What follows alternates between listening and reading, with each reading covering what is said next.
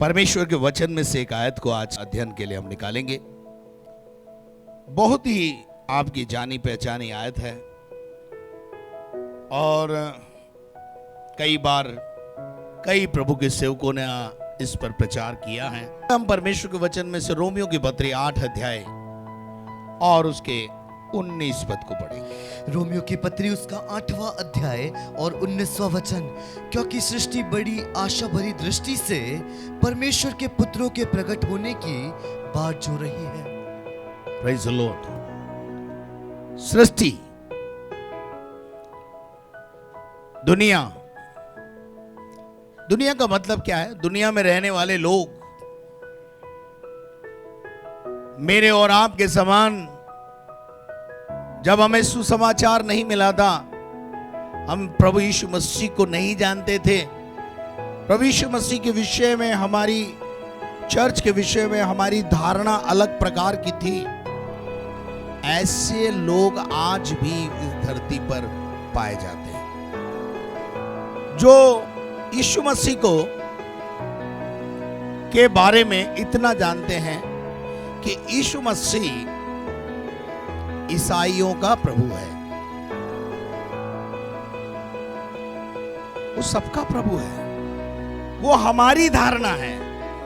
हमने ऐसी धारणा बना ली कि चर्च ईसाइयों का आराधनालय है, ईसाइयों का मंदिर है और यीशु मसीह ईसाइयों का प्रभु है। नहीं नहीं नहीं नहीं। जब सुसमाचार हमारे पास आया तब हमें मालूम पड़ा यीशु मसीह सबका प्रभु है। आमीन। हमारी धारणा बदली, हमारी धारणा बदल गई। पर अभी इस धारणा में जीवन जीने वाले अरबों लोग आपके आजू बाजू रहते हैं। उसमें से कुछ लोग आपके आजू बाजू रहते हैं, यूं समझ लीजिए। और वो आज भी अपने छुटकारे की बाट जोर है। आज भी वो इंतजार कर रहे हैं कि हमारी समस्या का समाधान कहां है। परमेश्वर कुछ तो कर। न्यायों की किताब अगर 13 अध्याय आप पढ़ेंगे तो वहां एक परिवार के विषय में लिखा है। वहां लिखा है मानो नाम का एक व्यक्ति था, उसकी पत्नी बांझ थी, उसकी पत्नी बांझ थी। शायद ये दोनों मिलकर ईश्वर से प्रार्थना कर रहे थे, प्रभु हमारे बांझपन का क्या उपाय है? डॉक्टरों ने जवाब दे दिया है, वैद्यों ने जवाब दे दिया है, डॉक्टरों ने कह दिया है कि तुम कभी मां नहीं बन सकती हो। अब हम क्या करें? शायद ये प्रार्थना हर व्यक्ति जब ऐसी दशा में डॉक्टर कह देता है तो फिर ईश्वर से प्रार्थना करना शुरू करता है। अब प्रॉब्लम क्या है कि वो अपने ईश्वर से, जिससे भी वो इष्ट करके मानता है, उससे प्रार्थना करता है। वो गलत नहीं है क्योंकि उसको उतना ही पता है।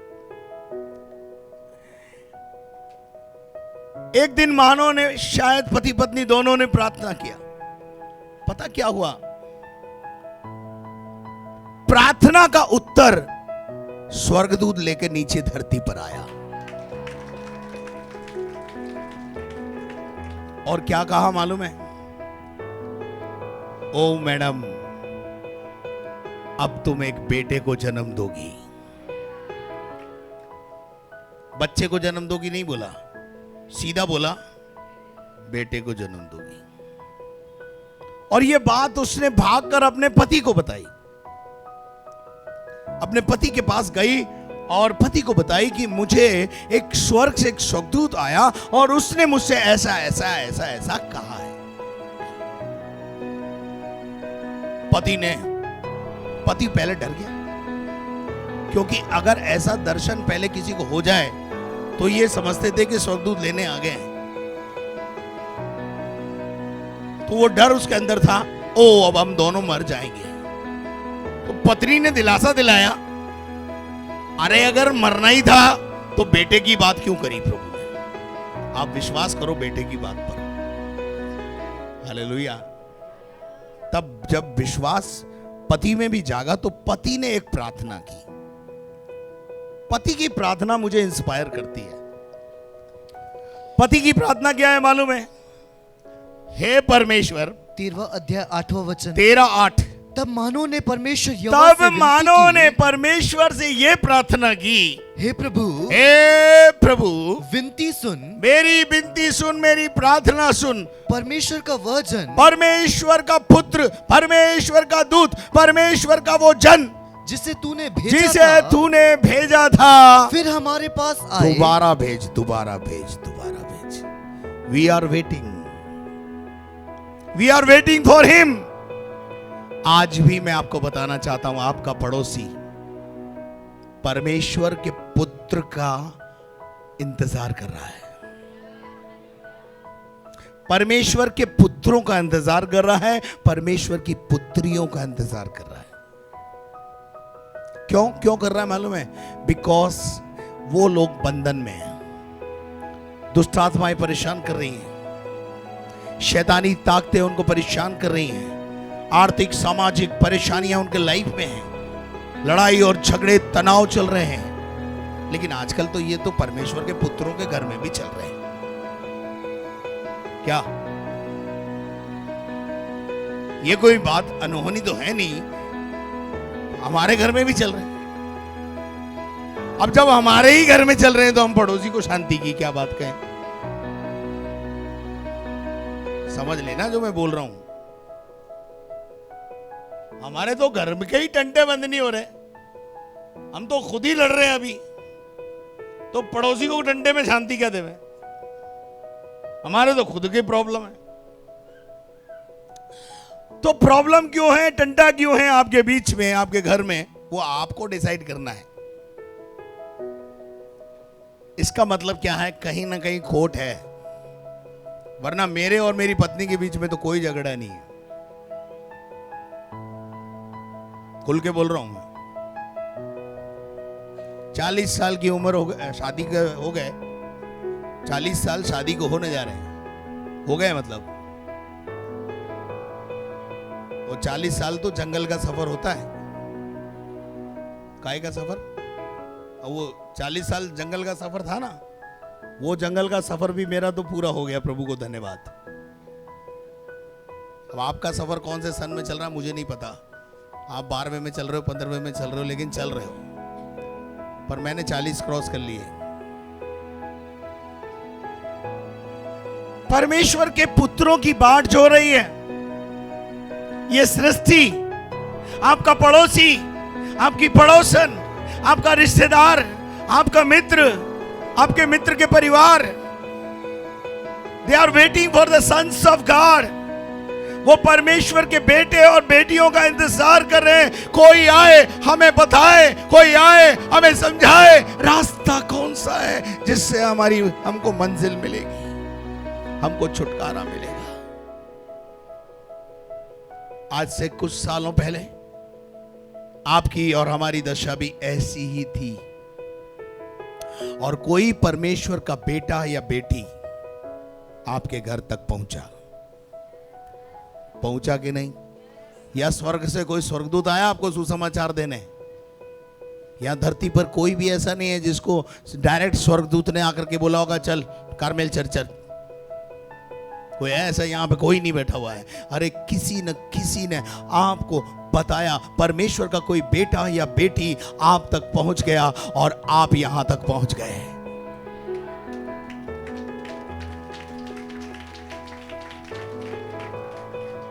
अगर वो आपकी लाइफ में नहीं आता तो आप यहां तक नहीं होते। मेरे अजीजों, ये आयत बहुत ही इंस्पायर करती है। विश्वासियों को बहुत ज्यादा समझने की जरूरत है। आपका पड़ोसी, आपका रिश्तेदार, आपका मित्र आपका इंतजार कर रहा है। यूहन्ना रचित सुसमाचार 1 अध्याय और उसका 40-41। उन दोनों में से जो यूहन्ना की बात सुनकर यीशु के पीछे हो, जो यूहन्ना के चेले थे पहले, पर यूहन्ना ने यीशु मसीह के बारे में उनको बताया। और वो यीशु मसीह के बारे में सुनकर यीशु के चेले बन गए। अब यूहन्ना के चेले नहीं रहे हो, ठीक है। उसके बाद क्या हुआ? एक शमून पतरस का भाई अंद्रयास था। एक व्यक्ति था जिसका नाम है एंड्रूस। सुनिए जरा ध्यान से। एंड्रूस पहले प्रभु यीशु मसीह के पास आया क्योंकि वो ऑलरेडी यूहन्ना की मिनिस्ट्री में था। और जब वो यूहन्ना के मिनिस्ट्री में था, यूहन्ना ने यीशु मसीह को जाते हुए कहा, देखा, तो यूहन्ना ने अपने चेलों को बोला, देखो जिसकी बातें मैं करता हूं वो जा रहा, वो परमेश्वर का मेमना है। और जैसे ही यूहन्ना ने यीशु मसीह की ओर इंगित किया, तो यूहन्ना को छोड़कर ये अंद्रयास जो है यीशु के पीछे हो लिया और यीशु से मुलाकात हो गई। अब जब यीशु मसीह से इसकी मुलाकात हो गई तो अगले पद में वो क्या कर रहा है वो समझो। वो परमेश्वर का बेटा बन गया, वो परमेश्वर की बेटी बन गई, या परमेश्वर के पास आ गया, यीशु मसीह के पास आ गया, यीशु मसीह उसे मिल गया। यीशु मसीह मिल जाने के बाद हमारी जिम्मेदारी कम नहीं होती है, हमारी जिम्मेदारी बढ़ जाती है। और जो अपनी जिम्मेदारियों को अच्छी रीति से निभाता है, लिसन केयरफुली, आपके परिवार में भी देख लीजिए, आपके परिवार के अंदर जिसकी जो जिम्मेदारी होती है, अगर वो उस जिम्मेदारी को अच्छी रीति से संभालता है तो वो घर में आशीष आती है और शांति रहती है और वो करियर उन्नति करता है। आप उन्नति क्यों नहीं कर रहे मालूम है? क्योंकि जो जिम्मेदारी आपकी है, आप उस जिम्मेदारी को इग्नोर करके बैठे हुए। आज मैं आपको अवगत करा रहा हूं कि आपको यीशु मसीह में आने के बाद आपकी जिम्मेदारी घटी नहीं है, परंतु बढ़ गई है। शिमोन अंद्रयास का भाई यीशु मसीह को मिल गया, यीशु मसीह मिल गया उसको। मिलने के बाद क्या हुआ बेटे? पढ़ो। उसने पहले अपने सगे भाई, बोलो सगे भाई। सबसे पहले जब यीशु मसीह मिला उसको, यीशु मसीह से उसके एनकाउंटर हो गया, वो परमेश्वर का बेटा बन गया, यीशु मसीह का चेला बन गया। वो भाग कर सारे काम छोड़ दिए उसने। शायद 2-4 दिन की छुट्टी लेके गया होगा, नौकरी से भी शायद छुट्टी लेके गया। यीशु मसीह से बोल के गया होगा, 2 मिनट मेरे को 2 दिन की छुट्टी दो, मुझे जरूरी काम है। अब जरूरी काम क्या था उसको? वो अपने भाई शिमोन के पास गया। सगा वाला था, सगा वाला। कौन सा वाला? हाँ, तुम्हारे तो अभी तक सगे वालों को नहीं पता कि तुम चर्चाते हो। क्यों? पता नहीं क्या कहेंगे, पता नहीं क्या सोचेंगे। लेकिन जैसे ही इसको यीशु मिला, ये सगे वाले के पास गया और सगे भाई से मिलकर उसने क्या कहा? शमून से मिलकर उससे कहा, शिमोन नाम का जो उसका भाई था, जो बाद में पतरस कहलाया, उससे मिलकर उससे कहा, मुझको ख्रिस्त मिल गया है। कौन मिल गया है? आपको क्या मिला? बोलो यीशु मिला। अब मेरा सवाल है, आपके सगे भाई को बताया आपने कि मुझे यीशु मिल गया? बहुत से लोगों ने बताया, पर बहुत से अभी भी नहीं बता रहे, छुपा के रखा हुआ है। किसको? यीशु को। और आपका भाई क्या कर रहा है मालूम है? परेशानी में है। शिमोन पतरस नाम का जो व्यक्ति है, मालूम है, परेशानी में है, धंधा चल नहीं रहा उसका। अरे जिसका धंधा नहीं चल रहा उसको यीशु से मिलाओ ना। हा? नहीं, हमें मिल गया, बस हमारा चलना चाहिए, बाकी क्या हमें क्या मतलब।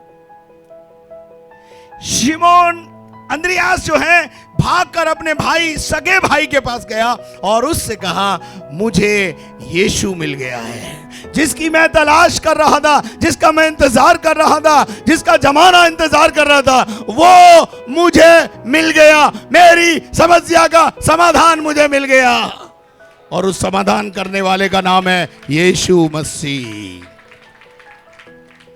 आपको पता है यीशु मसीह के 12 चेले थे। 12 चेले में से अंद्रयास भी एक यीशु मसीह का चेला है। अंद्रयास ने ना तो मुर्दे जलाए, ना अंधों के लिए प्रार्थना करी, ना लंगड़े चलाए, अंद्रयास ने बहुत कम मिनिस्ट्री करी, बहुत छोटी मिनिस्ट्री करी, लेकिन उस छोटी मिनिस्ट्री में उसने कुछ नहीं किया, केवल शिमोन को, जो बाद में पतरस कहलाया, यीशु के पास ले आया। एक छोटी मिनिस्ट्री ने एक बड़ी मिनिस्ट्री को जन्म दिया। और आप सब जानते हैं पतरस को? कितने लोग पतरस को जानते हैं? अच्छा, आप आज मुझे बताओ, पतरस को यीशु मसीह के पास कौन लाया? अभी तो मैंने बताया। तो सारा श्रेय किसको जाता है? जबकि हम अंद्रयास को कभी याद नहीं करते। याद करते क्या? अंद्रयास की पत्री निकालेंगे, है कोई पत्री? कोई पत्री भी नहीं है उसकी। अंद्रयास ने यीशु मसीह के नाम से मुर्दा जिंदा कर दिया, कोई ऐसा सवाल भी नहीं है। एक छोटी सेवा की उसने, और वो छोटी सेवा क्या थी? जब यीशु मसीह उससे मिल गया, उसने अपने भाई को जाकर प्रकट किया कि जिसको हम ढूंढ रहे थे वो मुझे मिल गया है, आ मैं तुझे उससे मिला देता हूं। Praise the Lord. यह है परमेश्वर के पुत्रों का काम। The people are waiting for you, but you are sitting in the home. लोग आपका क्या कर रहे हैं? बाहर इंतजार कर रहे हैं। क्यों? आपके रिश्ते में कितने लोग अभी भी समस्या में हैं?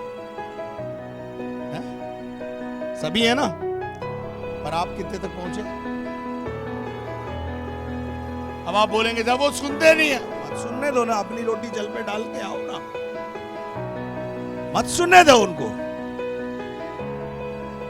वो नहीं सुनेंगे आपकी, क्योंकि उनका कॉन्सेप्ट जो है यीशु मसीह के प्रति ये हो गया है कि वो ईसाइयों की सुनता है, ईसाइयों का प्रभु है। लेकिन जब वो अंदर आएंगे, यहां एक दिन तो आएंगे ना, एक दिन तो आएंगे। एक अपनी रोटी आप जल पे डाल के आए हो ना, प्रभु का वचन में लिखा है ये, परमेश्वर के पुत्रों को प्रभु कह रहा है अपनी रोटी जल पे डाल के आ जाओ। एक दिन वो रोटी प्रभु वापस खींच लेगा। पर वही काम हमसे नहीं हो रहा, रोटी जल पे डाली नहीं जा रही हमसे। The people are waiting for you. Andreas ने बहुत छोटा काम किया, लेकिन उस छोटे काम में उसे नहीं पता था कि पतरस बड़ा होकर के इतना जबरदस्त हंगामा मचा देगा। पतरस ने हंगामा मचाया कि नहीं बताइए? पतरस ने उथल पुथल मचाई कि नहीं बताइए? हो सकता है आपके पड़ोसी को, जिसके पास, जो यीशु की तलाश में है या अपनी समस्याओं के लिए इंतजार कर रहा है, उसे जब यीशु मिल जाए, वो हो सकता है वो आपसे ज्यादा विस्फोटक साबित हो जाए। I want to encourage you, don't sit in the home after salvation. उद्धार पाने के बाद, नजात की खुशी पाने के बाद, आपकी लाइफ में एक चमत्कार आपने पा लिया, उसके बाद अपने घर में बैठने का समय नहीं होता। अपने सगे भाई को, अपनी सगी बहन को, सगे रिश्तेदारों को, उसके बाद कजन्स को, उसके बाद कजन्स का नंबर है, उसके बाद मित्रों का नंबर है, उसके बाद पड़ोसियों का भी नंबर है। हमें चुप नहीं बैठना है। न जाने कौन कब आपके वचनों से उद्धार पा जाए।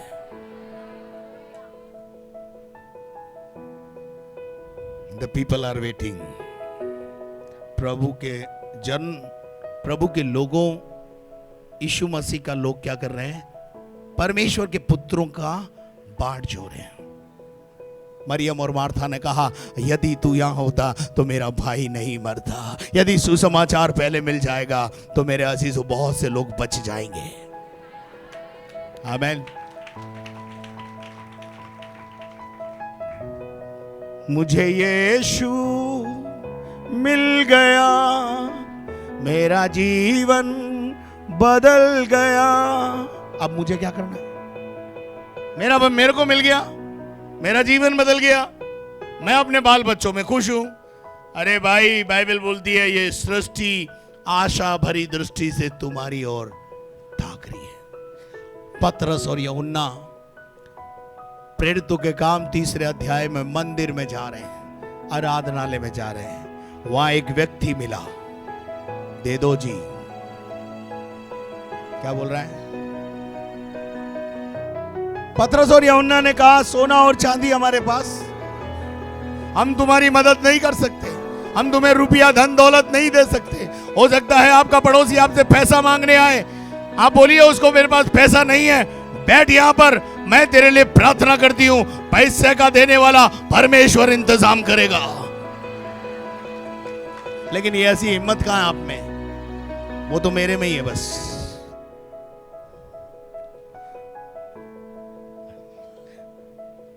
मेरे पास कोई भी आता है, मैं बोलता हूं ठहरो, इधर आओ, प्रार्थना करेंगे, प्रभु काम करेगा। हालेलुया। और करता है, और करता है। मेरे अजीजों, सोना और चांदी हमारे पास नहीं है, हम यीशु मसीह को दे दे लोगों को, उनकी समस्या अपने आप ही समाधान हो जाएगी।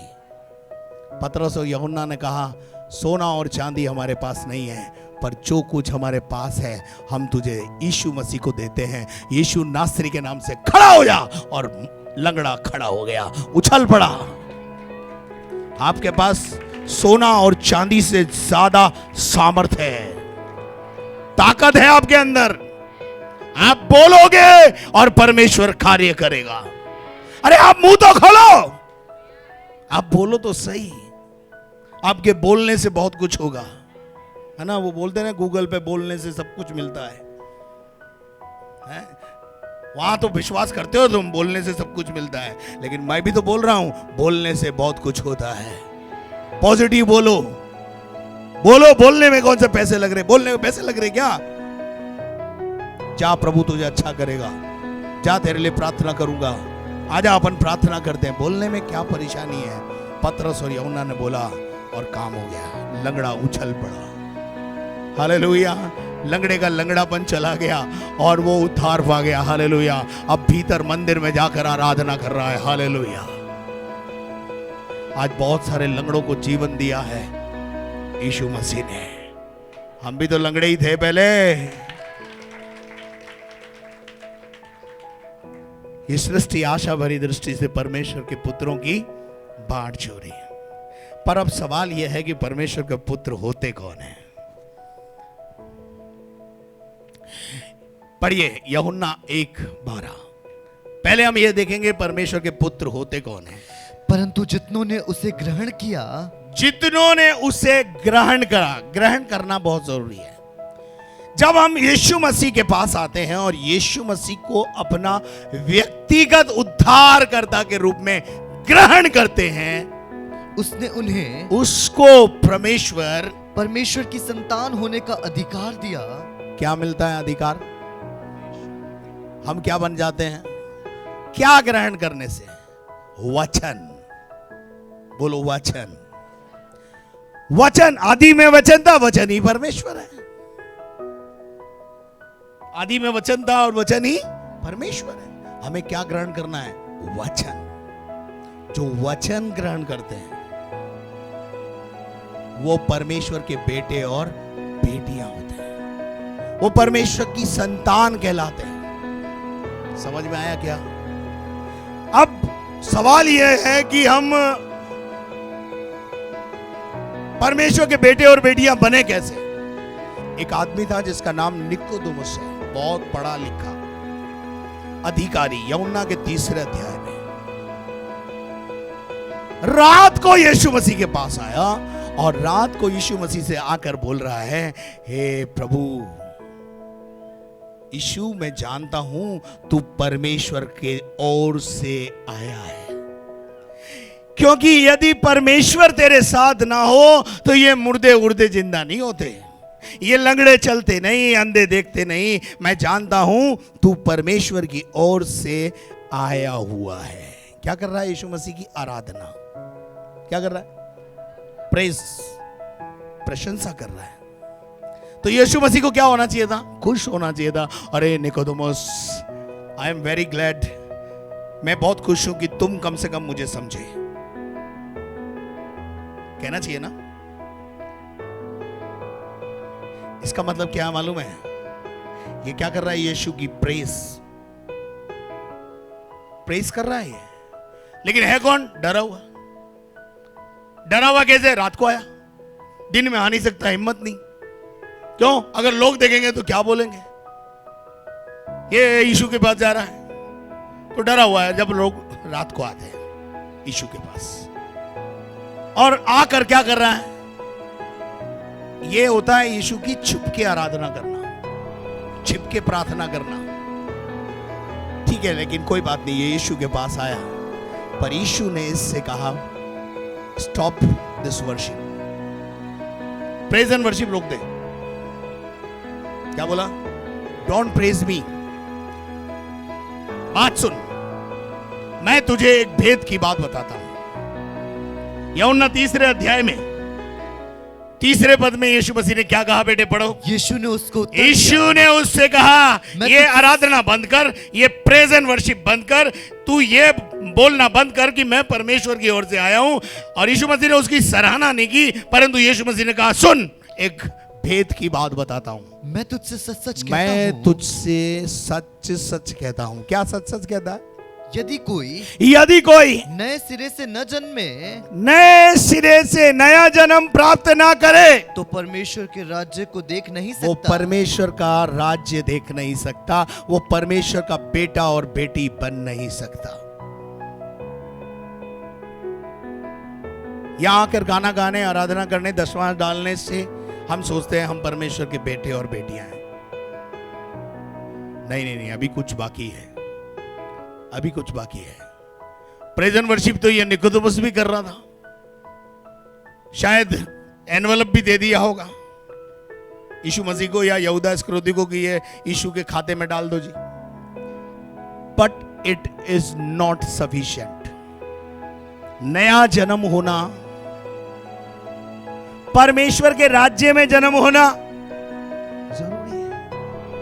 अब ये मिस्टर निकोदेमुस जो है इतने खतरनाक बुद्धिमान थे कि इन्होंने ये बात सुनने के बाद यीशु मसीह से एक बड़ा टेढ़ा जवाब दे दिया। ऐसे बहुत सारे लोग टेढ़े जवाब देते हैं। निकोदेमुस ने यीशु मसीह से कहा 4 पद में, क्या बोला? जब नए जन्म की बात आती है, जब बपतिस्मे की बात आती है, नए सिरे की जन्म की बात आती है, निकोदेमुस को यह बात समझ में नहीं आती है। आज कलीसिया में बहुत सारे निकोदेमुस पाए जाते हैं। Not in the Carmel, but in every churches. हर कलीसिया में निकोदेमुस होते हैं जो अपनी रास्तबाजी से जीवन जीना चाहते हैं, अपने तौर तरीकों से जीवन जीना चाहते हैं, ना कि वचन के अनुसार। हाँ जी, क्या लिखा है पढ़ना? मनुष्य जब बूढ़ा हो गया। हाँ, क्या बोल रहा है ये कह रहा है मैं बूढ़ा हो गया हूं और आप अब नए जन्म की बात कर रहे हो, आप जन्म की बात कर रहे हो। अरे मेरे को तो हो गए 70 साल जन्म लिए हुए, आप कैसी बातें कर रहे हो गुरुजी? यीशु मसीह आत्मा की बातें कर रहा था और यह व्यक्ति शरीर की बात कर रहा था। आगे लिखा हुआ है, पहले इसको पढ़ेंगे। जब मनुष्य बूढ़ा हो गया तो क्यों कर जन्म ले सकता है? क्या वो अपनी मां की कोख में दोबारा जाए और वापस बाहर आए? इस प्रकार का जन्म है। यह बुद्धिमान व्यक्ति है,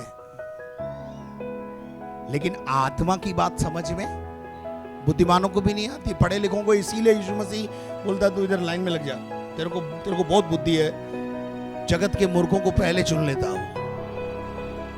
और आपको पता है बाइबल में लिखा है, यूहन्ना के दिनों में जो वेश्याएं और पापी लोग होते थे, महसूल लेने वाले होते थे, उन्होंने वचन मानकर बपतिस्मा लेकर यीशु मसीह को सच्चा मान लिया। परंतु बुद्धिमानों ने और धार्मिक लोगों ने यीशु मसीह के वचन को टालकर अपने विषय में परमेश्वर की इच्छा को टाल दिया। They built their own way, उन्होंने अपना तौर तरीका बनाया। परंतु यहां हम क्या देखते हैं? पढ़ो बेटा आगे। यीशु ने उत्तर दिया, मैं तुझसे सच सच कहता हूं, मैं तुझसे सच सच कहता हूं भाई, जब तक कोई मनुष्य जल और आत्मा से जन्म ना ले, तो वो परमेश्वर के राज्य में प्रवेश नहीं कर सकता। कहां पे दाखिल नहीं हो सकता? In the kingdom of God, वो परमेश्वर के राज्य का वारिस नहीं हो सकता, वो परमेश्वर का बेटा और बेटी नहीं बन सकता। तो क्या जरूरी है? जल और आत्मा से जन्म। जल और आत्मा से जन्म नहीं हुआ है, आप परमेश्वर के बेटे और बेटियां नहीं। जिस घर में लालवानी परिवार में जन्म हुआ, जन्म के बाद ही तो सारे अधिकार मिले हैं और वारिस बने, और जो कुछ उनका है अब तुम्हारा है, क्योंकि तुमने क्या किया। इसी प्रकार से परमेश्वर के राज्य में जन्म लेने से परमेश्वर के हर वस्तु जो उसकी है उसके हम वारिस हो जाते हैं, पर जन्म ही नहीं हुआ। निकोदेमुस नाम का व्यक्ति यीशु मसीह के पास आया। पास आना बहुत अच्छी बात है, प्रेजेंट वर्शिप किया वो भी अच्छी बात है, लेकिन आगे जब प्रभु यीशु मसीह कह रहा है भाई जल और आत्मा से जन्म ले, तो ये बोल रहा है प्रभु बहुत मुश्किल है। और ये लौट के चला गया, पता हूं आपको मैं, इसका उद्धार नहीं हुआ, ये निराश होकर चला गया। बहुत सारे लोग कलीसिया में आते हैं और जब कलीसिया में आने के बाद जब उनको गहरी शिक्षा में उतरने का समय आता है तब वो यीशु को छोड़कर चले जाते हैं। ऐसा ही इसके साथ हुआ। आगे पढ़िए क्या कहा। क्योंकि जो शरीर से जन्मा है, जो सुनिए यीशु मसीह कहता है जो शरीर से जन्मा है उससे मुझे कोई मतलब नहीं। हिंदू समाज में जन्मा है, ईसाई समाज में जन्मा है, मुसलमान समाज में जन्मा है, मुझे उससे कोई मतलब नहीं है। मेरे राज्य में जन्म लेना जरूरी है। आमेन। क्या आपका जन्म हुआ है? क्या आपका जन्म हुआ है? या अभी मुख जबानी खाता चल रहा है, पापा वो आपका पापा और वो आप उसके बेटे। मुख जबानी खाता बहुत खतरनाक होता है, ध्यान रखना। मृत्यु पे कुछ नहीं मिलता, लेकिन जो अपने रिश्ते को प्रगाढ़ कर लेते हैं, रिश्ते पे सील लगा लेते हैं, रिश्ते पर छाप लग जाती है, उसके बाद दुनिया की कोई ताकत वारिस होने से रोक नहीं सकती है। आमीन। तो यहां पर हम कहते हैं जो शरीर से जन्मा है वो शरीर है, और जो आत्मा से जन्मा है वो आत्मा है। तो हमें काय से जन्म लेना है? परमेश्वर का बेटा बेटी बनने के लिए काय से जन्म लेना है?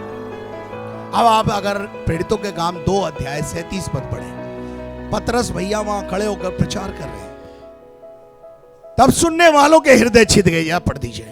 तब सुनने वालों के हृदय छिद गए। वचन सुना, वचन ने तोड़ा, वचन ने काम किया, वचन आपने भी सुना, वचन ने आपको भी तोड़ा, वचन ने आपको प्रेरित कर दिया कि यीशु मसीह तेरा प्रभु है। लेकिन अब उस पे सील तो लगाओ।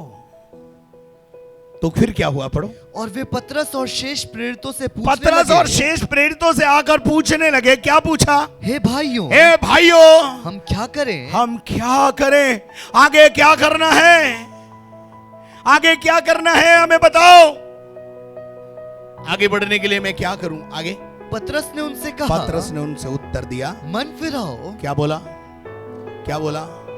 पहला स्टेप परमेश्वर के राज्य में जन्म लेने या परमेश्वर के बेटे और बेटी बनने का पहला स्टेप है मन फिराना, संसार को पीठ दिखाना, प्रभु की ओर अपना मुंह कर लेना, प्रभु के पीछे चलने का एक ओथ ले लेना, वचन का पालन करने का ओथ ले लेना, मन फिराना, संसार से मन फिराना, पाप से नाता तोड़ लेना, मन फिराओ और तुम में से हर एक अपने अपने पापों की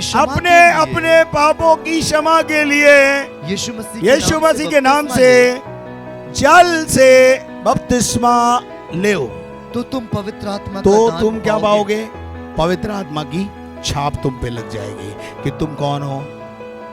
परमेश्वर के बेटे और बेटियां। अब पढ़िए रोमियो की पत्री 8 अध्याय उसका 13 और 14 पद। सन्स ऑफ गॉड, क्योंकि यदि तुम शरीर के अनुसार दिन काटोगे, बेटा शरीर के अनुसार चलोगे, शरीर की सुनोगे, शरीर की मानोगे, तुम मरोगे। तो क्या करोगे? आप मरना चाहते हो, जीना चाहते हो? हम गाना गाते हैं, हे प्रभु मैं जीना चाहता, मरना कौन चाहता है जी। लेकिन बाइबल एक सच्चाई पेश करती है, यदि तुम शरीर के अनुसार चलोगे तो मरोगे। तो क्या करें?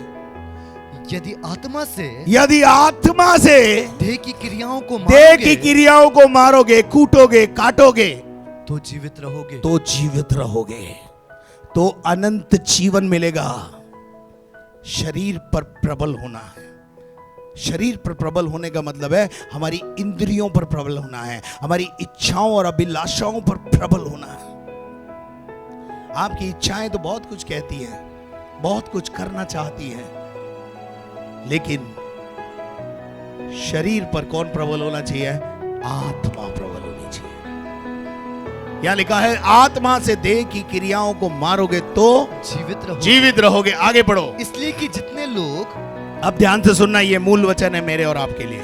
जितने लोग परमेश्वर के आत्मा के चलाए नहीं, आप गलत पढ़ रहे हो। जितने लोग कलीसिया में आते हैं वे परमेश्वर के बेटे बेटी हैं। जितने लोग दशवांश डालते हैं वो परमेश्वर के बेटे बेटी हैं। ऐसे पढ़ो ना, नहीं लिखा है ऐसे? ये तो यही सोचता है। क्या ऐसा नहीं लिखा है? मेरी बाइबल में तो ऐसे ही लिखा है। हैं? आपकी बाइबल में क्या लिखा है? जितने लोग शरीर के अनुसार चलते हैं वे परमेश्वर के बेटे बेटी हैं। अपने हृदय पर हाथ रखकर देखो और अपने हृदय से पूछो, वाकई तू आत्मा में चलता है? आत्मा की सुनता है? आत्मा की मानता है? जब आत्मा तुझे बोलता है, जब पवित्र आत्मा तुझसे बातें करता है, तू क्या ध्यान लगाकर सुनता है उसकी?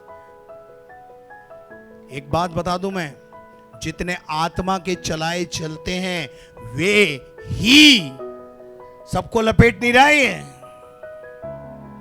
भीड़ तो बहुत है कलीसिया में,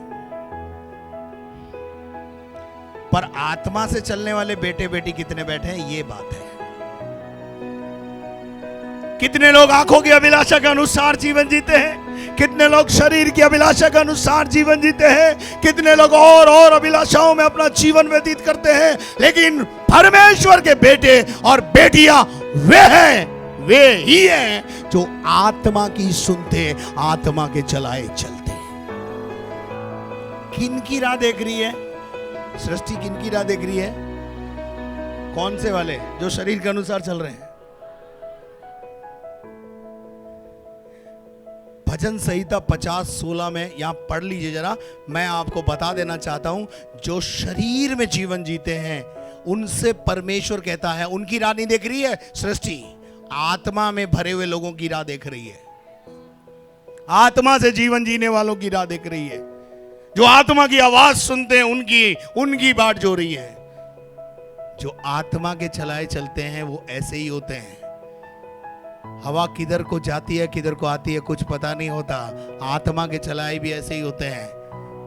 उनके पास पता नहीं कुछ योजना होती नहीं है, पर जहां आत्मा ले जाता है वहां हम पहुंच जाते हैं और वहां हम महसूस करते हैं कि वहां हमारी जरूरत होती है। वो बोलते हैं, आज हमने प्रार्थना की थी कि प्रभु अपने दास को मेरे घर में लेकर आ, और आप अचानक कैसे आगे? बताया भी नहीं आपने। मैं बता के थोड़ी जाता हूं, मैं बता के नहीं जाता, अचानक पहुंच जाता हूं, क्योंकि आत्मा मुझे बोलता है। और जिस समय मुझे आत्मा बोलता है ना, मैं किसी की नहीं सुनता हूं। हम आत्मा के चलाए चलेंगे तो कईयों को प्रभु के पास ले आएंगे, कईयों की समस्याओं का समाधान बन जाएंगे। लेकिन हम शरीर में चलेंगे तो शरीर है। आगे क्या लिखा है बेटे? परंतु दुष्ट से परमेश्वर कहता है, तुझे मेरी विधियों का वर्णन करने से क्या काम? जिसका नया जन्म नहीं हुआ, जो दुष्टता में जीवन जी रहा है, वो प्रचार कर रहा है। दुष्टता का क्या मतलब? ईवल। अगर आप उर्दू वर्ड पढ़ेंगे, इसका उर्दू वर्जन पढ़ेंगे, उर्दू वर्जन में बहुत अच्छा लिखा है, खुदा शरीर से फरमाता है। प्रेम भाई घर जाके उर्दू पढ़ लेना। खुदा शरीर से फरमाता है कि तुझे मेरी बातों का वर्णन करने का अधिकार नहीं है। क्या है ना गहरी बात? क्यों मेरी बातों का बयान कर रहा है तू? Why are you preaching me? किसने अधिकार दिया तुझे? तू है कौन जो मेरी बातों का वर्णन कर रहा है? तेरी गंदी जुबान में मेरा नाम क्यों ला रहा है तू? क्योंकि तू शरीर से जन्मा है, अभी तुझे आत्मा से जन्म लेना जरूरी है। मैं नहीं बोल रहा हूं, ये बाइबल बोल रही है। भजन 50:16 दुष्ट से खुदा कहता है, इविल एक्टिविटी में चलने वालों से खुदा कहता है। यूं समझ लीजिए, अब गलत बातों में जो जीवन जी रहे हैं उनसे खुदा कहता है, उनकी रानी देख रही है परमेश्वर एसएससी, परमेश्वर के पुत्रों की बाट जो रही है, जिनका नया जन्म हुआ है, जो आत्मा के चलाए चलते हैं, उनकी राह दुख रही है। Hallelujah, hallelujah. अभी देखिए बाइबल में, जब शाऊल नाम का एक व्यक्ति था, कलीसियाओं को उजाड़ रहा था। हेलो, आप मेरे साथ हैं? दमिश्क के मार्ग पर यीशु मसीह ने उसे दर्शन दिया, एनकाउंटर हो गया। उसके बाद हनन्याह नाम का एक चेला था, परमेश्वर का वचन उसके पास स्वर्गदूत लेकर आया और स्वर्गदूत ने उससे कहा, हनन्याह उठ, खड़ा हो, तुझे दमिश्क के रास्ते पर एक व्यक्ति है जिसका नाम शाऊल है, उसके पास जाना है। अब इसका शरीर क्या बोलेगा, बुद्धि क्या बोलेगी? प्रभु कोई और काम हो तो बता दो। आपको पता नहीं है वो शाऊल कौन है?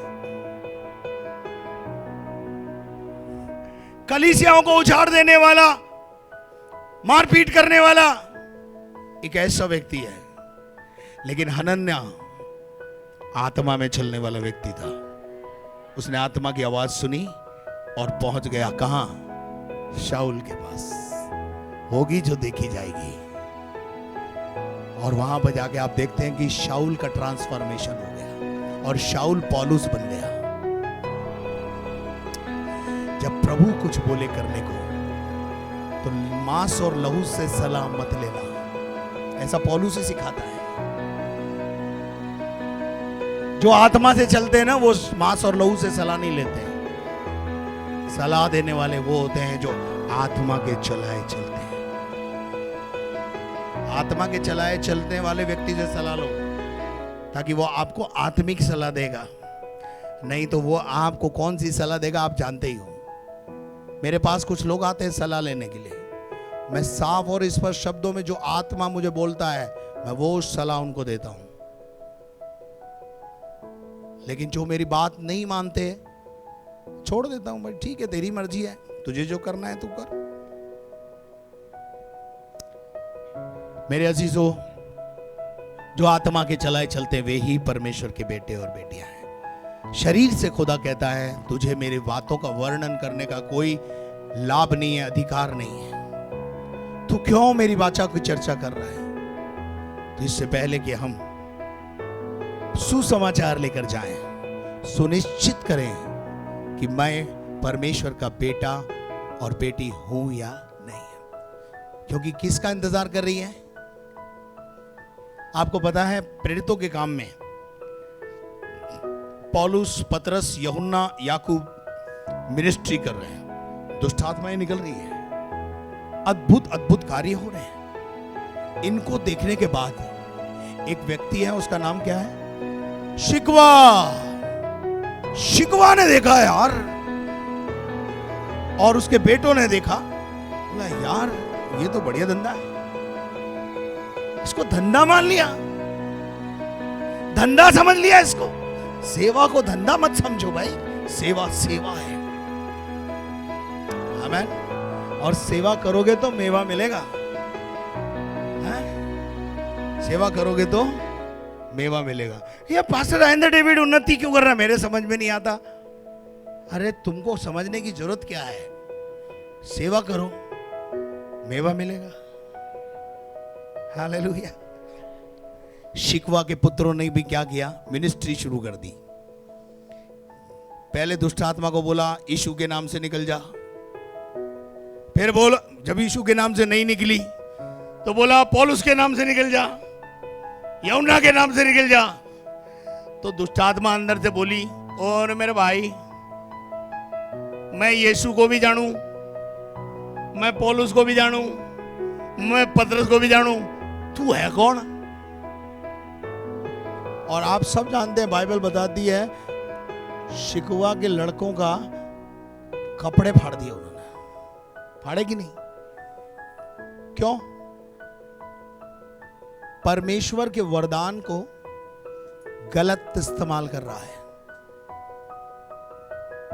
परमेश्वर जो वरदान देता है, ध्यान से सुनना, परमेश्वर जो वरदान देता है वो चर्च की उन्नति के लिए देता है, आपकी उन्नति के लिए नहीं है। आपकी उन्नति के लिए आप अन्य भाषा बोलिए, आपकी उन्नति होगी। वरदान वरदान वरदान चर्च की उन्नति के लिए दिए जाते हैं, और वरदान जब तक ऑपरेट होते रहते हैं, काम करते रहते हैं, जब तक आप परमेश्वर के राज्य और कलीसिया जिसमें आपको प्रभु ने रखा है उसकी उन्नति के लिए काम करते रहते हो, वो वरदान आपके जीवन में ऑपरेट होते रहते हैं और काम करते रहते हैं। जिस दिन आप अपने लाभ के लिए उन वरदानों का इस्तेमाल करना शुरू करते हो, परमेश्वर वो वरदान आपसे छीन लेता है। ऐसे कई लोग हैं। चर्च की उन्नति एक व्यक्ति से नहीं होती है, हम सब मिलकर उन्नति के पात्र होते हैं। आमीन। अगर मैं ये कहूं कि साहब ये चर्च मेरी वजह से बढ़ गया है, तो ये बिल्कुल गलत है। इसमें आप सबका भी योगदान है भाई। मेरी मिनिस्ट्री, काय की मिनिस्ट्री तेरी? मेरे अजीजों, परमेश्वर के पुत्रों को चाहिए कि वो आत्मा में चलना शुरू करें। हालेलुया। परमेश्वर के वचन में से एक आयत निकालें, पहला पतरस 1:23।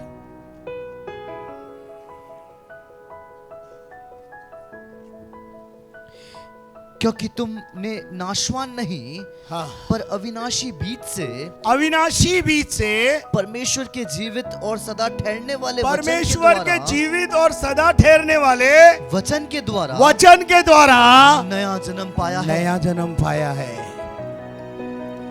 एक बात जिंदगी में ध्यान रखना, वचन का सिद्धांत है, जो एक बार जन्म लेता है वो 2 बार मरता है। जो एक बार जन्म लेता है वो 2 बार मरता है। जो 2 बार जन्म लेता है वो 1 बार मरता है। 2 बार जन्म का मतलब क्या है? एक शारीरिक जन्म और एक जल और आत्मा से जन्म। अगर आपका जल और सुनिए, अगर आपका जल और आत्मा से जन्म हो गया है, दूसरी मृत्यु का अधिकार आपके ऊपर से हट गया है। सुनिश्चित करें कि आप परमेश्वर के बेटे और बेटियां हैं या नहीं। अब परमेश्वर के बेटे बेटी कैसे होते हैं? जो नया जन्म प्राप्त करते हैं और आत्मा के चलाए चलते हैं, वचन के अनुसार जीवन जीते हैं, अपने आप को सुसज्जित करते हैं। कैसे? आत्मा के फलों से। परमेश्वर के बेटे बेटी कैसे होते हैं? अक्कड़बाज नहीं, नम्र, नम्रता, दीनता, शालीनता, आत्मा के 9 फल हमारी लाइफ में होने चाहिए। हैं? जब हम जाएं, परमेश्वर का पुत्र अपने आप को जब प्रकट करें, तो क्या होना चाहिए? परमेश्वर रत्व दिखाई देना चाहिए, नहीं दिखना चाहिए। मेरे अजीजों, आप जहां भी खड़े हों, सुसज्जित होकर खड़े हों, लोग कहें आप परमेश्वर के बेटे हैं, आप परमेश्वर की बेटी हैं, आप चर्च आते हैं। आपकी पहचान आपके बाप के नाम से होनी चाहिए। Hallelujah, hallelujah. क्या नहीं हो सकता ये? पतरस से लड़की ने बोला, तेरी बोली तेरा भेद खोलती है, तू यीशु का चेला है। ये पहचान होनी चाहिए। ऐसी पहचान पैदा करो अपने अंदर, सुसज्जित होकर चलो, क्योंकि हम राजा के बेटे हैं। हमेशा टिप टॉप रहो। कपड़ों में तो रहते हो, पर बोली और आत्मा में भी रहो। जब बोलो तो ऐसे बोलो मानो परमेश्वर बोल रहा है। जहां भी खड़े हो जीवन की बातें निकले। जहां भी खड़े हो जीवन का जल बहने लगे। हालेलुया। हमेशा आपके अंदर एक उन्माद भरा रहे, मेरा कटोरा उमड़ रहा है, कहां उंडेलूं, कहां उंडेलूं, कहां उंडेलूं। मेरे तो अंदर रोज आग लगी रहती है, कहां उंडेलूं आज। आप में लगी कैसी आग? देखिए यहां तो जल और आत्मा से है, पर यीशु मसीह ने एक और बात बोली है, आग से बपतिस्मा होना बहुत जरूरी है। अभी तो पहले अपन नया जन्म ही प्राप्त नहीं किया, तो जल और आत्मा से नहीं जन्मे, तो आग का बपतिस्मा कहां से होगा? आग, फायर। बपतिस्मा होना है काय का? आग का। पहले जल और आत्मा से, पहले जल से, फिर आत्मा से, और फिर आग से। एक आग लगा हुआ व्यक्ति कहीं भी जाएगा तो क्या करेगा? आग लगाएगा या आग बुझाएगा? लगाएगा। मैं जहां भी जाता हूं आग लग जाती है। अभी भी जाऊंगा बहुत जगह आग लगाने, और लगेगी वहां, क्योंकि मैं आग हूं। मैं आग हूं। कुछ लोग मुझे बोलते, पादरी साहब 3 दिन का टाइम हमारे को दे दो ना। हाँ ले लो ना। भाई क्यों ले रहा हूं? अरे वो जो अजमेर में लगी हुई है ना, वो इधर भी लगानी है। ये पहचान है मेरी ये। और नहीं तो मेरे साथ चलो।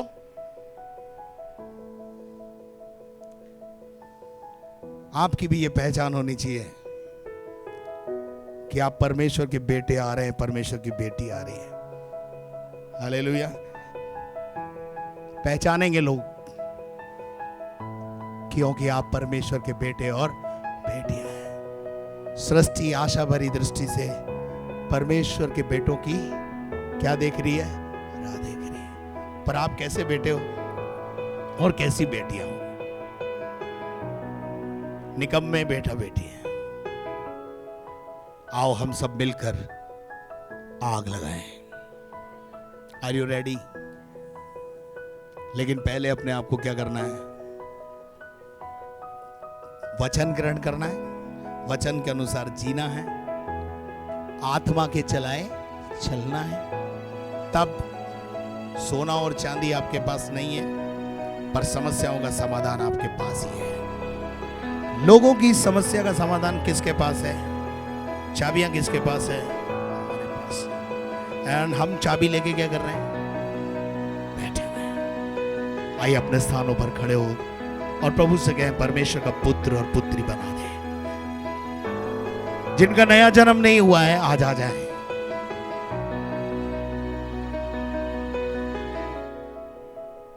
नया जन्म बहुत जरूरी है मेरे प्यारे लोगों। मुख जुबानी खाता खत्म करें, अपनी आंखों को बंद करें, अपनी जिंदगी पर झांक कर देखें। कितने सालों से आप प्रभु में हैं? आपने अपने जीवन के द्वारा कितने परिवार प्रभु में लेकर आए? मैं सवाल रख रहा हूं कुछ जांचने के। कितने लोगों को सुसमाचार सुनाया? सगे भाई को सुसमाचार सुनाया, सगी बहन को सुनाया, कजन को सुनाया, या नहीं सुनाया? सुनाया तो बहुत अच्छी बात है, और सुनाओ।